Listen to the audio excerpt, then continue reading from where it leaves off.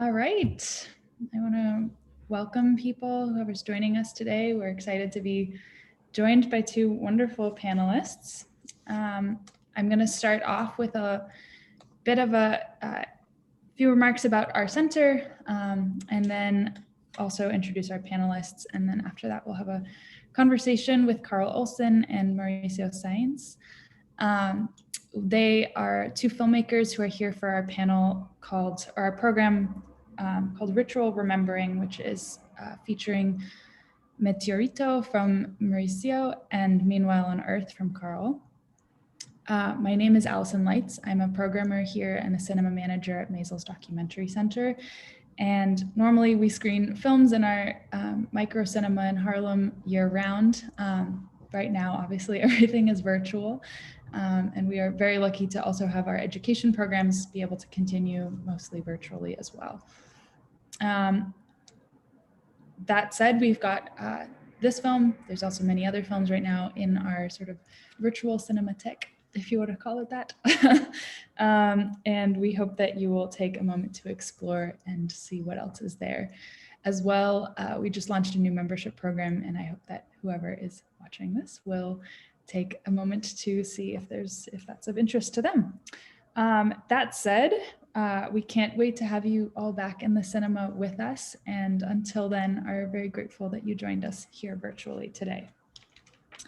As I said, with us today are Carl Olsson from Copenhagen and Mauricio Sáenz joining us from the US-Mexico border, but in Texas. I'll give a brief overview of your backgrounds. That said, I know we just discussed this, but feel free to chip in or reframe anything. I always actually think it's much more interesting when people introduce themselves, but I want to take the time to also do it for you. So Carl is a Swede living in Denmark. He's a filmmaker whose previous film, PATRONIUM, premiered at the Gothenburg Film Festival in 2019, and his film, Meanwhile on Earth, just premiered at Rotterdam this past year in 2020, which is where I was lucky enough to see it. Mauricio is a filmmaker, a visual artist, a performance artist, and has had exhibitions of his various different works around the world, including a recent exhibit at the University of Texas, as well as in Los Angeles. And his film, Meteorito, actually also screened at Rotterdam. This is a Rotterdam alumni panel. So first of all, I want to thank you both for joining us so much today. What a pleasure to have each of you with us. And I also wanted to say that I'll leave a few minutes at the end if there's any questions from the audience. I guess to begin, a little bit of an icebreaker. It's been a weird time, I know, internationally as much as very much domestically for us. And I wanted to see how everybody's doing, but also, yes, I guess we'll start there. How are we all doing? Are we? Good. Well, here in the United States, the pandemic is just going really bad. We're still moving. I'm a teacher as well, so we're holding virtual classes. And as a filmmaker, I haven't stopped. I mean, I just filmed my new short on December. I was done in central Mexico. I was doing something related to the kind of film that Meteorito is, which is like an ethno-fiction.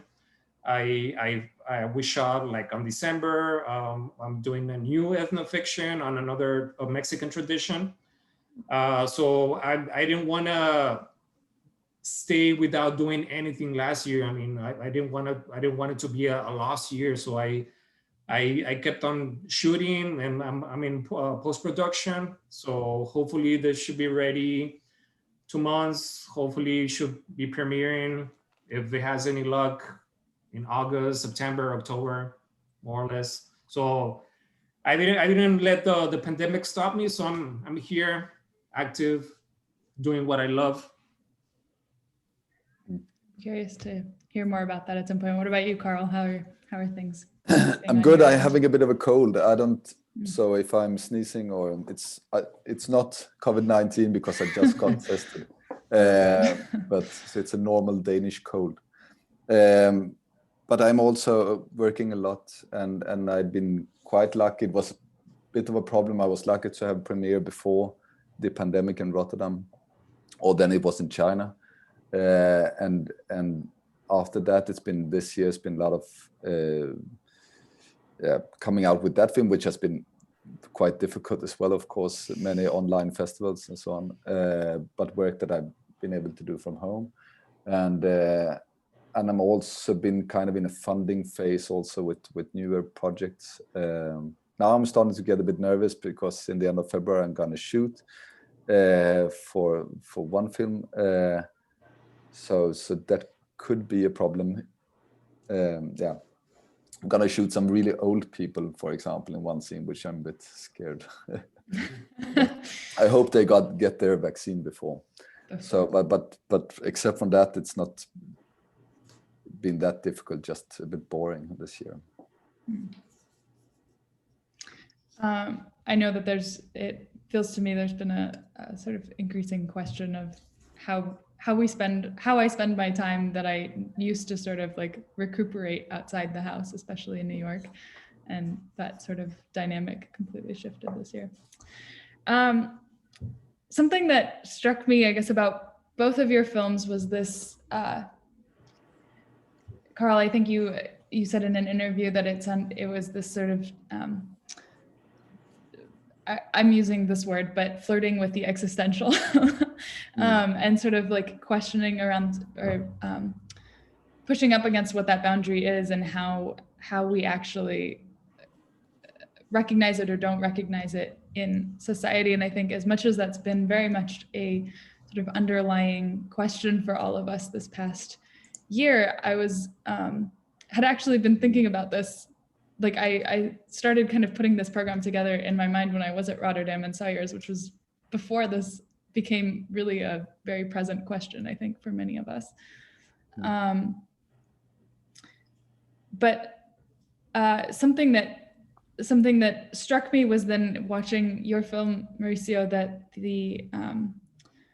or in watching your film, Carl, I was really struck by the sort of like the way in which it is so sanitized, I think, in our culture, the experience of death. And I think in many ways it changes our sort of like, I think our human instinct is often very unsanitized ultimately, and we've found ways to sanitize it in different ways in different cultures. But Mauricio, I was really kind of struck by like putting these two films together and watching them back to back. I was so curious to like hear more from you both about your perspectives and how you came to these projects, and what you find to be sort of inspiring takeaways in some ways from your work on these two projects. So I wonder, Mauricio, if you want to get us started. They're completely different, but in a way they're similar in like really particular things. I came about this film. I shot it 3 years ago. 3 years ago already. I shot it in 2017. I came about this town in central Mexico called Quetzalan. I was doing a road trip. I love traveling, especially anywhere in the world, but like especially in my country. I came about this town where they have this tradition called La Danza de los Voladores, which is the dance of the flyers. People who actually fly. I mean, they're tied to a rope, but they fly. So, I mean, I already knew the tradition since I was a little kid, but like you said, like the first thing that struck me once I got off the bus and I went to like downtown to the cathedral. I mean, Mexico is just like full of little downtowns with the cathedrals like in the middle of them. And the cathedral atrium had a pole, like a 30-meter pole, with these guys flying. And once I got off the bus and once I just walked downtown, I saw this. So it was like kind of like a moment of inspiration. I was like, I need to do something with this. I mean, I knew the tradition before, but like I kind of work with stuff or images that's like strike my mind, and that's kind of like my inspiration to say I need to do something with this. So I started developing the idea. I went back a year after. I already had talked to the guys who do the dance. So I kind of like, I can say that this is kind of like a docu-fiction, okay? Because I base it, it's based on the tradition called the Dance of the Flyers, but I kind of like wanted to give it a special interest. Not that it doesn't have one, but I kind of wanted to give it like a twist, a contemporary twist, being that I'm a visual artist. I do contemporary art, so I integrated stuff like performance art. I kind of like did a little bit of fiction within the narrative of the tradition. I kind of compare the action that they take, that they get on top of a pole which is 30 meters long, and then they tie themselves to their feet, and then they, once they're on top of you know what, let me show you. I have something that I can show you right now. I have a little toy.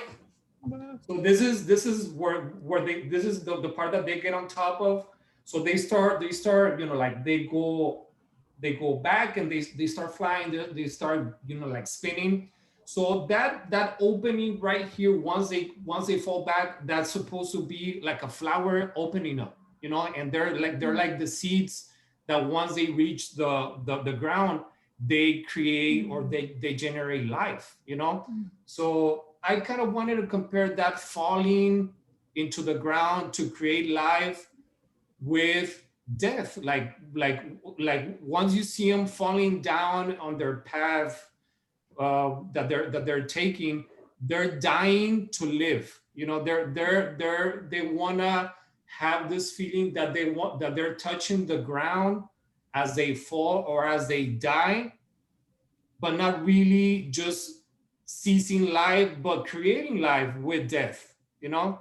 So there's a lot of symbolisms, there's a lot of visual poetry. So that's kind of like the general idea. And I kind of like compare that falling with the falling of a meteorite, you know, like how a meteorite just falls into the ground, and we could think that it creates death, but that falling of the meteorite, it's creating life. You know, it's just like a paradox. It's just creating the opposite of what we could think. So I wanted to give it like all these comparisons with scientific stuff. Most of it I made up. You know, it's kind of like a really open, really free ethnofiction, docufiction. I think my strength is to create those kind of analogies and to create this kind of visual poetry based on my background. So I didn't have any expectations with this film. We started like submitting it to festivals. It premiered on the AFI Fest in Los Angeles. Then it went to Rotterdam. I went to Karlovy Vary in the Czech Republic. So like out of nowhere, I started having all these reactions from people in festivals. So to me, that was a really good response. You know, I thought it had really good results. So that's something that's motivating me to continue on with this kind of ethnofictions, like basing myself on traditions in like a pre-Hispanic, really ancient traditions in Mexico, which are really strong in their symbolism, and then just taking them and having like a contemporary twist, giving them like a little bit of performance art, visuality by all means. So I think that's something that I can explore a lot more and just have more films within this context.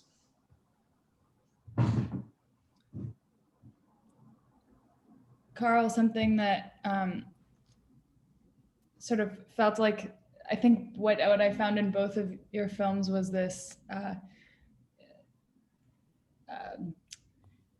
the like sort of connection between the the daily life, and I think in Mauricio, in your film, that was maybe more metaphorical, but in Carl, in your film, the sort of like I think some of my favorite scenes were the transporters in the front seat and their like conversations, which were just like, so to me, who's like oftentimes had these sort of experiences which were very similar to, I think, the sort of like, you know, Northern European American experiences of death is very like sanitized. And I've also not had those, which were very powerful, but I think this sort of like pushing into the like question of like what does it mean to exist in that particular moment was really interesting to me in both of your films. Carl, I don't know how much you like were there. I mean, there's a lot of those driving scenes. I don't know how much you watched it afterwards, but was it what, I don't know if you could speak a bit to that experience. It's part of the method not being there that much. But I can begin maybe also to give just a short how it started, because as Mauricio said, I think the similar thing there also, I think we have kind of the same method, that we're starting from a situation or a scene or an image, because that was also I found that this world had a lot of situations where there was like something that it became a very complex image, because it had something super trivial, as in every workplace, as in the car with the drivers, that it was their everyday life kind of. And then in the same image, it had this existential part of it as well. And they were like colliding all the time, or clashes. And that rose a lot of questions to me, I think. But then, so I figured out like how, so the idea of the film became that can I make a whole film with that contrast, that clashing as like basis, or as like the foundation of the film. So then I started finding all this different situation. What kind of situation could that be where I could have this very trivial and existential in the scene? For example, the transporters was one of those scenes which I could have because I had other scenes, because you can't see in the image, it's not explicit, or you can't see what they are working with. If I didn't have scenes with them otherwise in other places, or scenes with other person that are working with kind of the same thing. We had a cut maybe to the back of the truck, of course, what they are driving. But yeah, so one of the rules was also that I had to have this contrast in every single shot of the scene, kind of. Anyhow, then the concept or the method of filming it is usually that we have. It's a lot of planning before we are going to the location and look at it, because the image is so important for how we are looking at scene. I think it's a visual media, and I want to kind of create something that or more anthropological view of them. And I think that could be created if I put the room or the image or the framing in a certain way. I think I can, or could enhance that this is something, or they are becoming more like representative of the human being rather than specific individual characters. So also to create that, we do a lot of work in the beginning, talk a lot about and finding the locations, and sometimes the location comes before the characters also. I can find a location that is interesting, and then I try to cast a character to this location. Because the location and the room is so important for how we see it, I think. So it's a lot of like preparation for that, and then when we are there, I usually want something that is happening, or they are used to doing this action, whatever it could be. It should be something every day for them. When I film something that is more dramatic and so on, I always take it away. It's not becoming interesting in some way. It's usually the very trivial actions that becomes interesting, and actions that they are used to doing. So then when we are there, we also try to get that kind of authenticity. We leave the camera usually and go to another room, and sometimes it could be scenes that happening for a long time. Maybe we record 20 minutes or so on for a 2 minutes or 1 minute scene. So it's all about finding afterwards in the editing process, finding the bits where I could see something human or something recognizable or something that, So the method is a lot like before the filming, and then also the selection, of course, afterwards. Is that an answer? Yes, I think so. And I think it leads me perfectly to both of your answers sort of touched a bit on my next question, which is that you both have a background and I think an interest outside of film, particularly in the theatrical world, or in the sort of performance of it and the relationship to space. And I think that comes up so differently in some ways and so pertinently in both of your pieces. I wonder if you could speak to that a bit. Yeah, for example, in mine, being that I wasn't interested in going into narrative film. I mean, that's not my background. I did not go to college for filmmaking. I think the strength that I was looking to show, or the part of the visuality that I wanted to show was, as you said, the performance art. I mean, I've been doing video performance myself. So I wanted to replace the dialogues or script with the actions one can show through the body. I think the body is a really strong tool that we really don't know. I mean, we don't know sometimes ourselves, and there's so much potential in the body that I want to concentrate on that. And being that I had done myself video performance, I wanted to be the one behind the camera and tell the guys, okay, do this, and kind of learn new things through their bodies, through their actions. So once I started telling the flyers, the voladores, that they were gonna have to fall, I asked them, start practicing your falls. They were just looking at me like, what is this guy trying to do with us? Like, they're not used to doing this.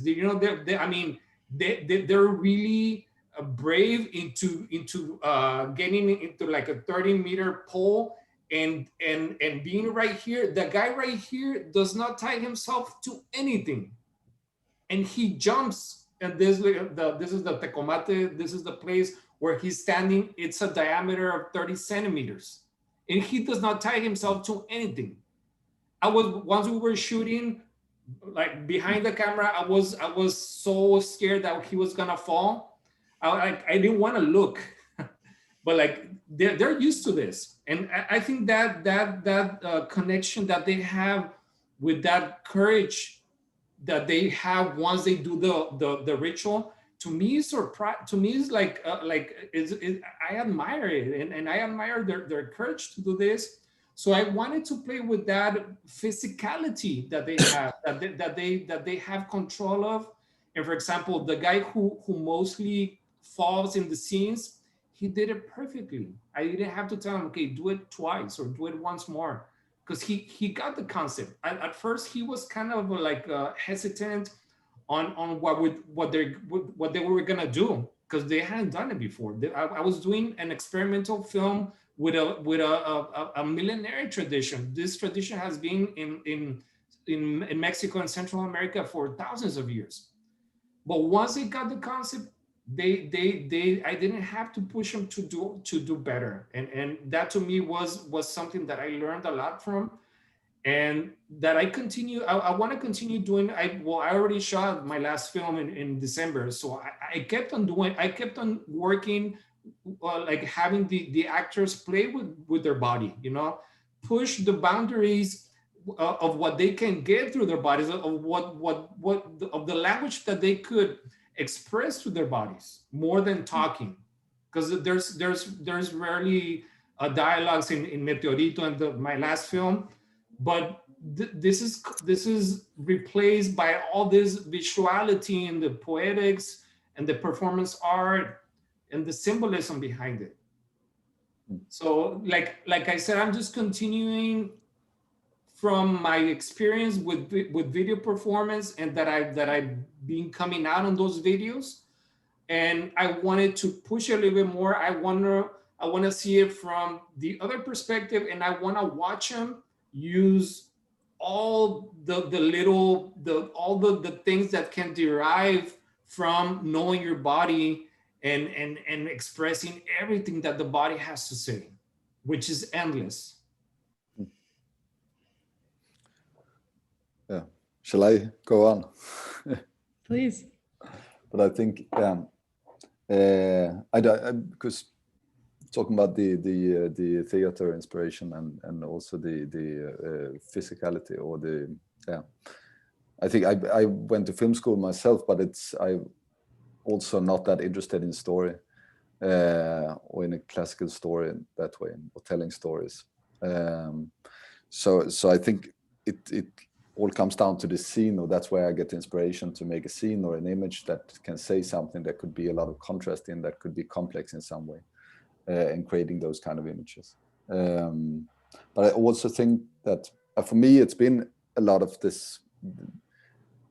I think we have some idea or some remembrance of the theater scene, which is much older art form than film. And I think if I can form the room to kind of reflect that, or kind of looks like a theater scene, or give that idea, then it's happening something with how we look at the persons we are putting in, or the characters. They become like actors on a stage, or they become more. It's become staged in a way, and become strange in some way, which I think is interesting. And then I think we can look at it in a new way, or maybe a more anthropological way. But I also think that that's also why I think it's interesting to work with the tableau image, that they are saying so much from their physics, as you were talking about, Mauricio, that how they are coming in, enter a room, and how they sit, and how it tells us so much about them, and that we don't get in the close-up. The close-up is really good for psychological things, that really like, how are they feeling at this exact moment? But I think who we are as human beings comes a lot from how we move our bodies.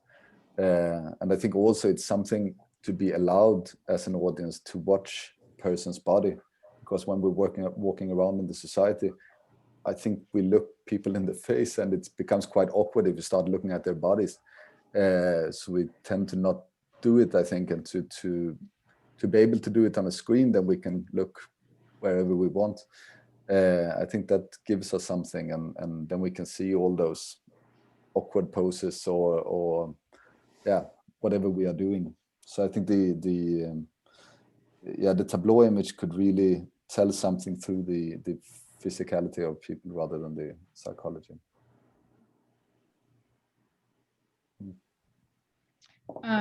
Something that you've both mentioned is sort of your different tendencies to how you tell a story, and I wonder if you could speak a bit to how you both chose to frame the story ultimately that you are telling, or the questions that you are asking.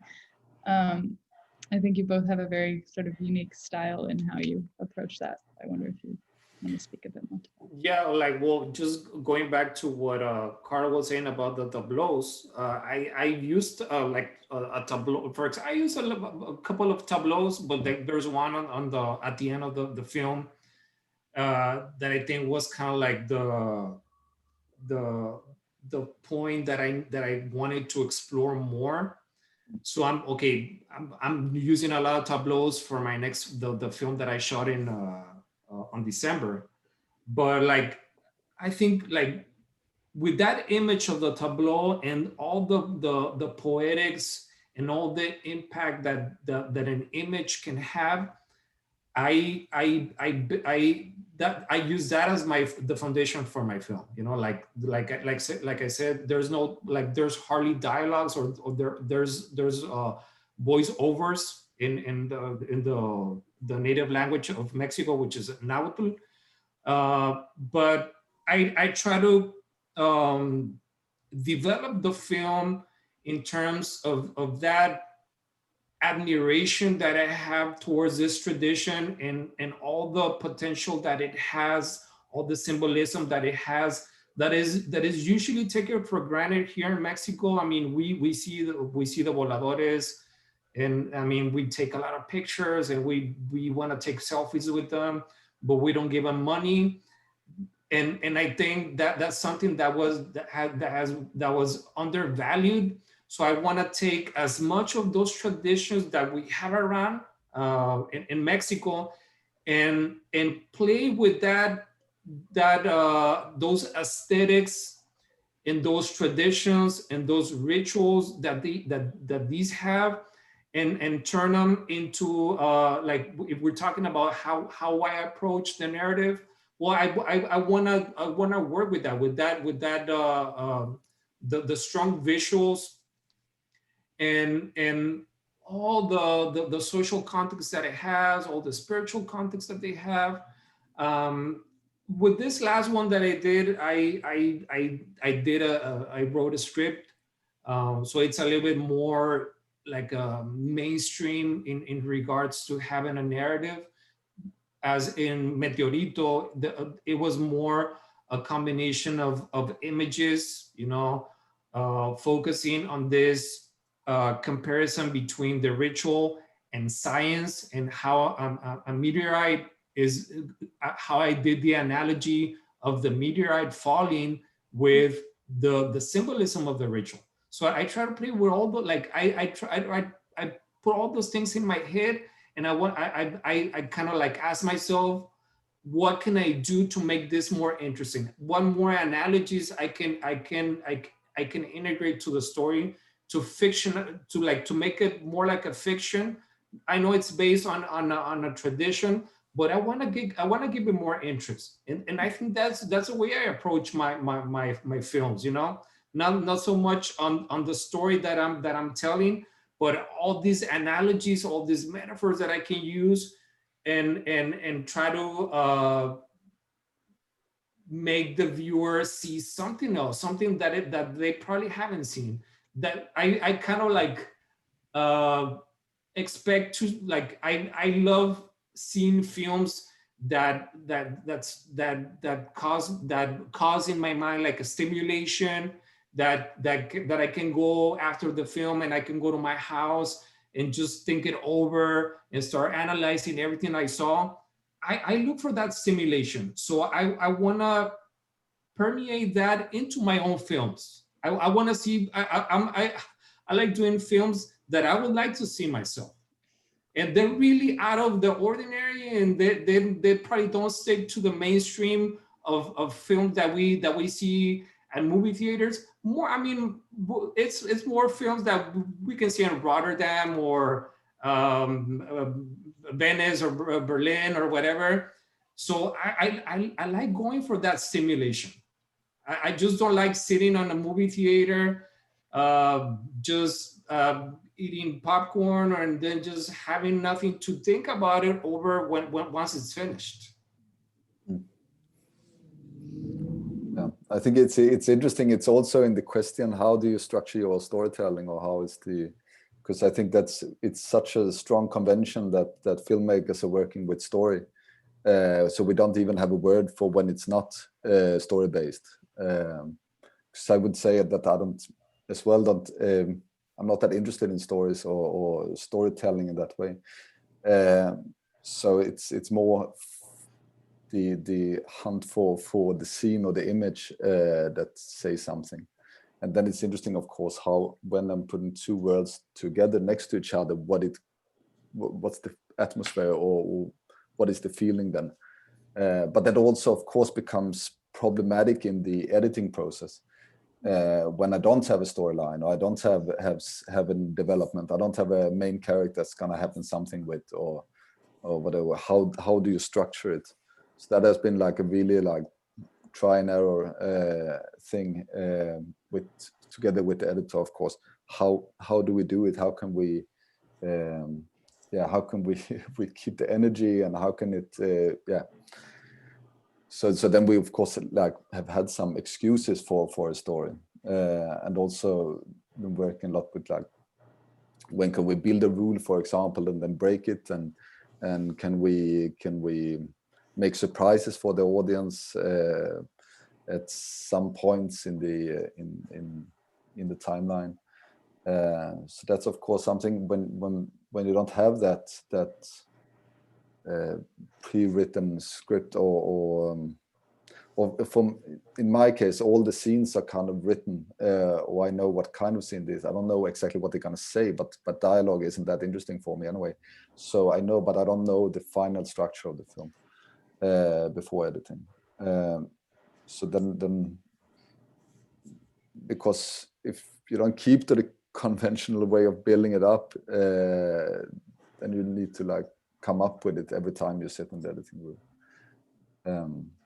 But working with the same, I was working with the same in my last film, also the same editor, and then you kind of together create a form or some way to do it. Because I can imagine it's the same thing with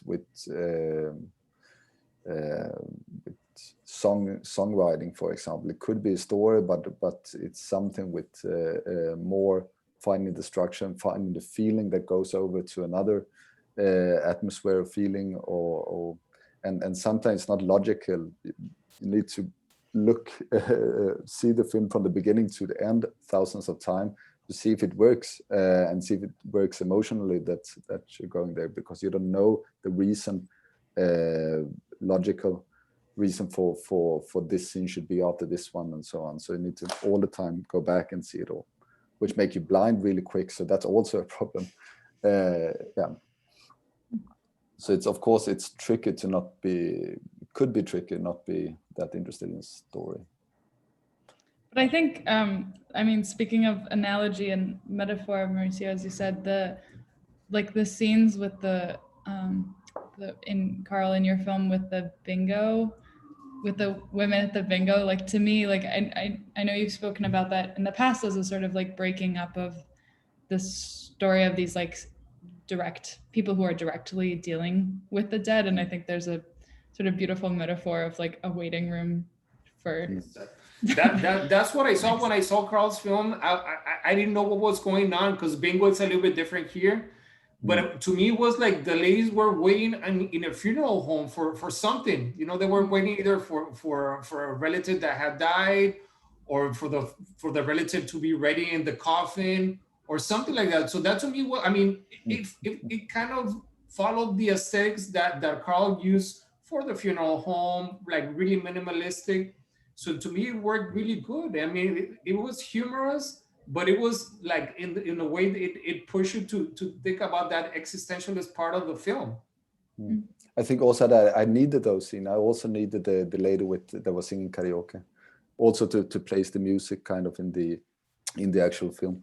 But I think, yeah, sometimes you need something to also activate the observer or the audience. That if I'm going, it would be too. Yeah, you need something that could be interpreted more. Otherwise, it's be too flat or too. If I stayed at that place, you need to. Also, if you want the audience to look at the other scenes or the contrast scene with the funeral industry, you kind of, when you've seen a couple of scenes, you kind of know what this is, and then you don't look anymore, or you don't. I think at least that then you think you figured it out in some way, so you can't activate the brain of the audience if you don't interrupt it in some point.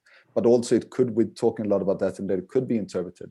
I had a friend living like kind of above this bingo hall in Malmö, and it was always standing an ambulance outside, because there's a lot of old people playing bingo. Of course, it's happening stuff that people fall over.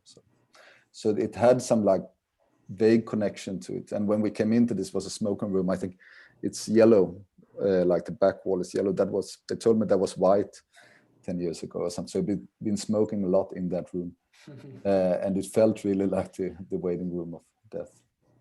Also being in there, because it kind of was impossible for your lungs to be in there more than 10 minutes. But it should also that vaguely, something I don't want to So that you don't want to kind of explain the reasons for the scene, because then maybe it's more interesting for someone that don't know my reasons. That's, I also think, could be problematic sometimes to talk about the films, because my idea or my views are hopefully more banal or more boring if somebody got a better one or a better idea of it or interpretation of it. Have there been, I guess this has been sort of a bizarre year, but maybe Mauricio, you've had more direct audience connection, but have there been ways in the last year where you've been able to sort of hear different perspectives on how people are taking the film, and what sorts of things are you Like I hearing? said, the film did not have a really good response in Mexico. Like I think it was, I don't know if it was underestimated. I was hoping to get it into like some of the most important festivals here in Mexico, but like it did not have that response. I don't know if we're, like I said before, I don't know if we're like underestimating what we have, I mean, or take for granted what we have, and that we don't see the potential that it has. But I mean, the film has been going like it's been screening festivals already for 2 years. I mean, and it's still screening worldwide. I have a screening coming up in Spain like in April. So it premiered in November of 2018, and up to this point, it's been running. I mean, it's been running in different like screenings, festivals. Uh, I mean, they people who see it, they have a lot of. They're a little bit hesitant on what it means. For example, when I was in Karlovy Vary in the Czech Republic, I went to the screenings myself, and people in the Czech Republic, I mean, the screenings that it had, they were at full capacity in medium theaters, but like for the Q&As, people were really interested, and they were asking me really like stuff, like they were like, yeah, we saw that the language that they're speaking is Nahuatl, stuff like that people here in Mexico do not know. And like to me that was really refreshing, and that was really motivating, because people were they got engaged with the film, and they started asking me about the rituals and what the meanings.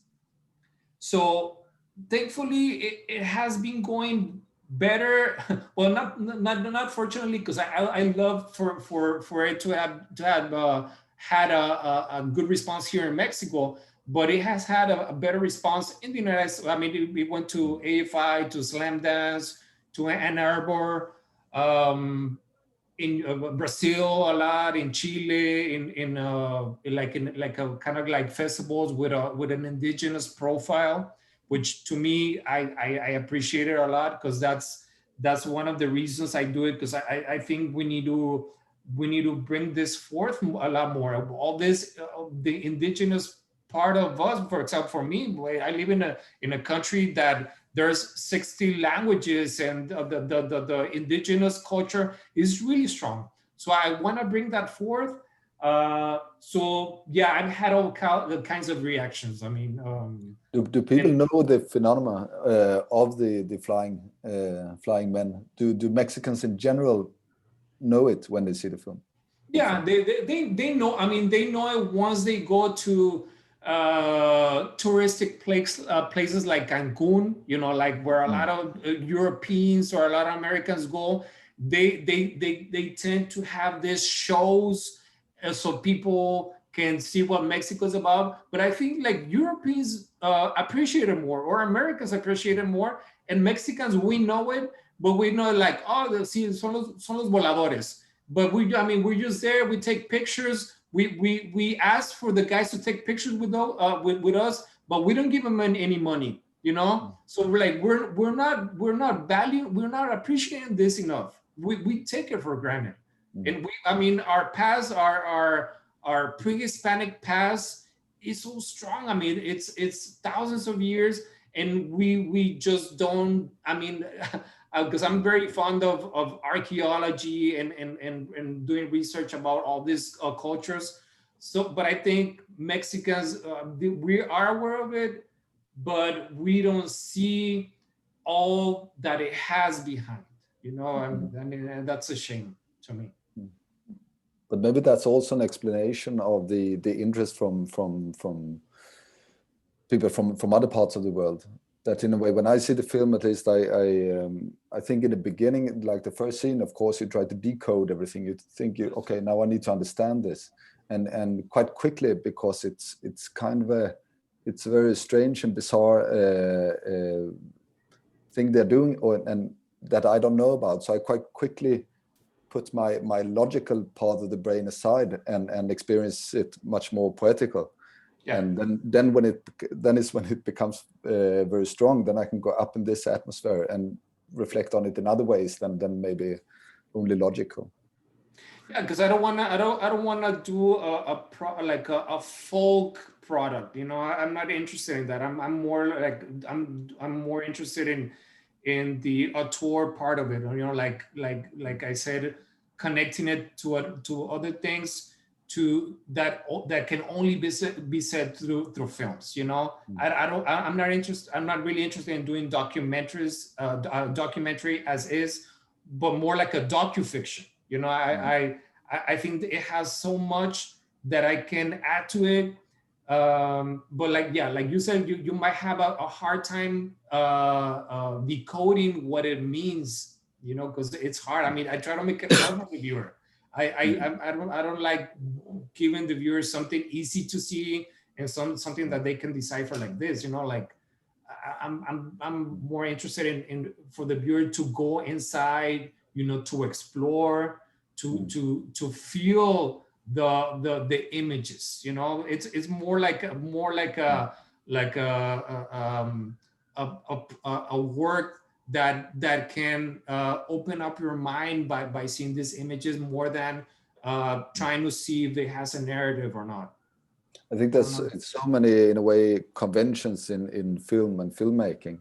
So when I see it as an audience, or when I see a film, I immediately start trying to decode it in a classical way.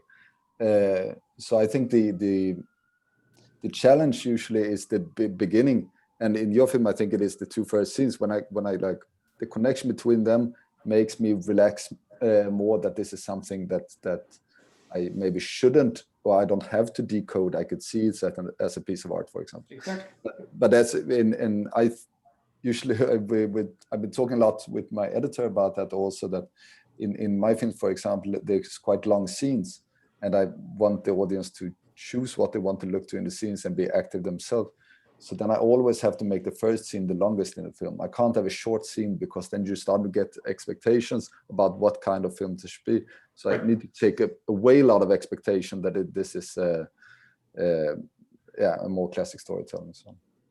So yeah, I think it's kind of the same thing the film's doing in the beginning, that they try to say to the audience that sit back and relax and use your own brain.